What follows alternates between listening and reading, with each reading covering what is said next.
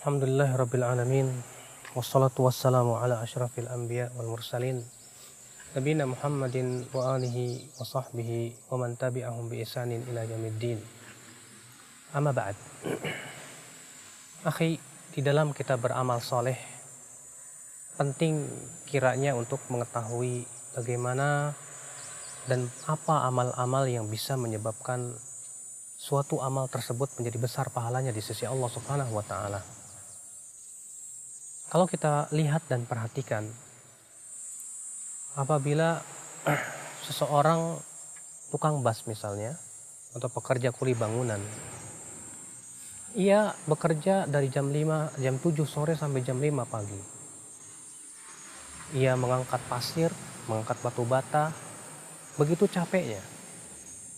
Tapi ternyata gajinya sehari mungkin 70.000 sampai 100.000. Sementara si kontraktor hanya sebatas menyuruh, melarang, menganjurkan, tak banyak ya mengeluarkan tenaga. Tapi ternyata gajinya jauh lebih besar daripada itu. Hasilnya pun jauh lebih besar daripada para pekerja itu. Apa yang membedakannya? Yang membedakan adalah ilmu.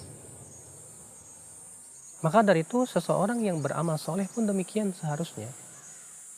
Ketika misalnya seseorang beramal dengan tanpa ilmu, yang dia inginkan adalah beramal tanpa berpikir bagaimana saya bisa mendapatkan pahala yang besar. Tapi orang yang berilmu berpikir bagaimana saya bisa mendapatkan sebesar-besarnya pahala dengan amal yang paling ringan. Lalu bagaimana kiat-kiat agar kita bisa mendapatkan pahala besar dengan amal yang ringan? Yang pertama yaitu bahwa semakin ikhlas, maka semakin besar pahalanya. Ya bahkan semakin tidak ikhlas, semakin kecil pahalanya, bahkan bisa jadi dia mendapatkan dosa. Contoh misalnya ada dua orang sholat, yang satu ikhlas mengharapkan wajah Allah, yang kedua ternyata tidak ikhlas mengharapkan wajah manusia. Yang satu dapat pahala, yang satu dapat dosa, karena keikhlasan tersebut. Yang kedua yaitu semakin amalan tersebut sesuai dengan contoh Rasulullah, maka semakin besar pahalanya di sisi Allah Subhanahu wa taala. Sebuah contoh misalnya, apabila ada dua orang sholat qobliyah subuh. Yang satu sholat qobliyahnya dipercepat, yang satu sholat qobliyah subuhnya diperlambat. Maka kita bertanya, mana yang lebih utama daripada dua orang ini? Jawabnya, yang dipercepat itu lebih utama. Kenapa? Karena itu yang lebih sesuai dengan contoh dan praktek Rasulullah Sallallahu Alaihi Wasallam.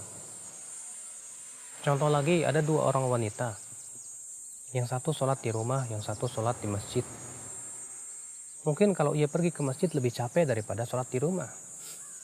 Tapi mana yang lebih besar pahalanya? Tentu yang sholat di rumah lebih utama. Karena Rasulullah bersabda, la tamna'u ima Allah masajid Allah wa buyutuhunna khairun lahun. Jangan kalian mencegah para wanita untuk pergi ke masjid, dan rumah-rumah mereka lebih baik buat mereka. Kata Rasulullah, rumah mereka lebih baik buat mereka. Kemudian diantara kiat agar kita bisa mendapatkan pahala lebih besar, yaitu bahwa suatu amal walaupun kecil tapi itu lebih berat di hati, itu bisa lebih besar pahalanya di sisi Allah Subhanahu wa taala. Sebuah contoh, Rasulullah SAW sabda, dirhamun sabaqa mi'at alf dirham. Satu dirham bisa mengalahkan 100.000 dirham. Subhanallah. Lalu para sahabat bertanya, kaifa dzalika ya Rasulullah? Bagaimana bisa itu wahai Rasulullah? Kata Rasulullah, rajulun indahu malun katsir. Ada orang yang punya harta melimpah ruah banyak sekali. Kemudian dia ambil 100.000 dirham, dia infakkan. Sementara yang satu lagi, kata Rasulullah, hartanya hanya 2 dirham. Lalu ia ambil 1 dirham, ia infakkan. Maka yang 1 dirham ini ya akhi, lebih besar pahalanya daripada 100.000 dirham. Kenapa demikian? Coba bayangkan, kalau kita punya uang 1 miliar, untuk berinfak 1 juta mudah sekali. Tapi kalau uang kita hanya 200.000, untuk berinfak 50.000 terkadang kita mikir-mikir. Kita harus berjuang. Ini menunjukkan bahwa semakin besar perjuangan kita di dalam melakukan suatu ibadah, semakin besar pahalanya di sisi Allah Subhanahu wa Ta'ala. Di antara kiat agar mendapatkan pahala yang lebih besar, yaitu ibadah yang lebih berkesan dan mengokohkan hati, itu lebih utama. Imam Ahmad pernah ditanya tentang amal apa yang paling utama, wahai Aba Abdillah. Kata Imam Ahmad, coba kamu lihat mana yang lebih berkesan di hati kamu, maka itulah yang paling utama. Ada orang berzikir, yang satu baca Quran, yang satu membaca subhanallah, alhamdulillah, la ilallah, allahu akbar. Memang ya, pada asalnya membaca Al-Quran itu zikir yang paling utama. Tapi suatu keadaan misalnya kalau dia baca Quran dia kok kurang khusyuk. Tapi kalau dia membaca subhanallah, alhamdulillah, la ilaha illallah, allahu akbar, ternyata dia lebih khusyuk, lebih mengena di hati. Maka pada waktu itu membaca subhanallah, alhamdulillah, la ilaha illallah, allahu akbar lebih utama daripada membaca Al-Quran. Walaupun pada asalnya membaca Al-Quran lebih utama daripada membaca zikir-zikir tersebut. Di antara kiat agar kita bisa mendapatkan pahala yang jauh lebih besar, yaitu kita hendaknya memperhatikan hukum-hukumnya. Yang satu wajib, yang satu sunnah. Jangan kita dahulukan yang sunnah, akhirnya melalaikan yang wajib. Tapi hendaknya yang wajib kita dahulukan daripada yang sunnah. Kalau ternyata bertemu dua kewajiban, kita lihat mana yang lebih besar maslahatnya. Demikian kita beramal supaya kita bisa mendapatkan pahala yang lebih besar. Tertipu ya akhi, ketika ada seseorang disibukkan dengan yang sunnah, dia tinggalkan yang lebih wajib dari itu. Ada seorang wanita, dia membela-bela amalan zikir pagi dan petang. Tapi ia lalaikan suaminya, ia lalaikan anaknya. Padahal seorang wanita lebih wajib untuk melayani suaminya. Maka kita katakan orang ini tertipu. Kenapa demikian? Karena ia mendahulukan yang sunnah, tapi melalaikan yang wajib. Ini perkara yang tidak diridhoi oleh Allah Subhanahu wa Ta'ala. Kenapa? Karena yang wajib lebih utama di sisi Allah. Sebagaimana Allah Ta'ala berfirman dalam hadis qudsi, "Wa ma taqarraba ilayya 'abdi bi syai'in ahabbu ilayya mimma aftaradtuhu 'alaihi." Tidaklah seorang hamba bertaqarrub kepadaku dengan sesuatu yang lebih aku cintai dari apa yang aku wajibkan kepadanya. Ingat, yang wajib harus kita lebih dahulukan daripada yang sunnah.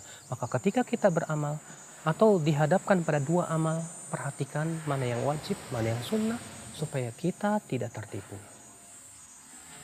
Ikhwatul Islam azanillahu wa iyyakum. Kemudian penting untuk melihat waktu-waktu yang utama dan tempat-tempat yang utama.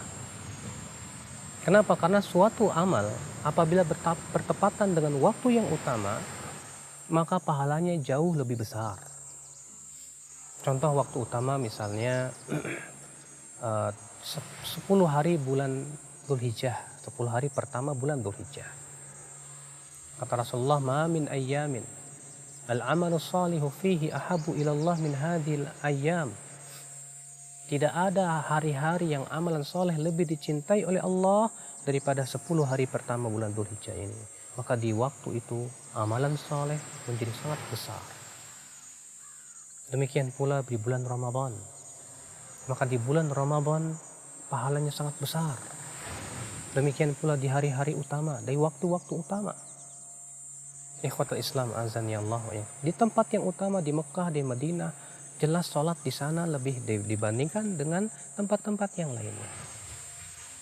Nah inilah ya akhi azani Allah wa iyyakum. Kita penting di sini di dalam beramal soleh untuk memperhatikan waktu-waktu yang utama, tempat-tempat yang utama, atau keadaan-keadaan yang menjadikan amalan tersebut lebih dicintai oleh Allah, lebih besar pahalanya di sisi Allah Subhanahu wa Ta'ala. Kemudian yang terakhir yaitu kita berusaha untuk mencari amalan yang paling utama dan yang paling utama dari amal. Contoh misalnya, ketika adzan dikumandangkan, maka sholat 5 waktu itu yang paling utama. Tapi kita berpikir, apa yang paling utama dari sholat 5 waktu? Oh, untuk laki-laki rupanya sholat berjamaah lebih utama daripada sholat sendirian. Cari yang lebih utama. Sholat berjamaah yang paling utama yang seperti apa? Di saf yang pertama lebih baik daripada saf di belakang. Untuk wanita, Yang paling utama sholat di mana? Di rumah. Tapi di rumah yang paling utama seperti apa? Kata Rasulullah, sholatul mar'a fi baitihi, sholatnya seorang wanita di kamar tidurnya lebih utama daripada sholatnya seorang wanita di bagian-bagian tempat lain dari rumahnya. Semakin tersembunyi, semakin besar pahalanya di sisi Allah Subhanahu wa Ta'ala. Kita mau berpuasa, puasa apa yang paling utama? Nah, coba kita lihat dari setiap amal, apa yang paling utama dari amalan-amalan kita.